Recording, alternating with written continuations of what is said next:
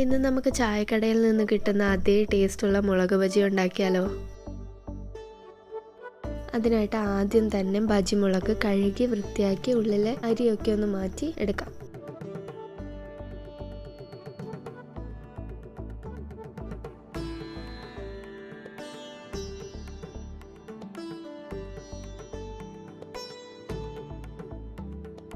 ഇനി batter prepare ചെയ്യാൻ വേണ്ടി 1 കപ്പ് കടലമാവ്, 1/2 കപ്പ് അരിപ്പൊടി, ആവശ്യത്തിന് മുളക് പൊടി, കായപ്പൊടി, മഞ്ഞൾപ്പൊടി, ഉപ്പ്, ആവശ്യത്തിന് വെള്ളം കൂടി ഒഴിച്ച് വിസ്ക് ഉപയോഗിച്ച് കട്ട പിടിക്കാതെ ഇളക്കിയെടുക്കാം.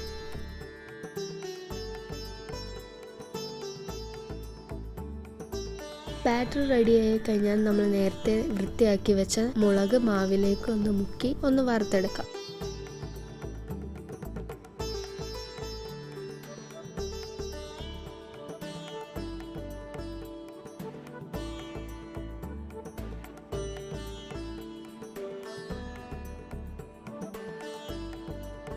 അപ്പോൾ ഇത്രയേ ഉള്ളൂ, സൂപ്പർ ടേസ്റ്റി ആയിട്ടുള്ള മുളക് ബജി ഇവിടെ റെഡി ആയിട്ടുണ്ട്.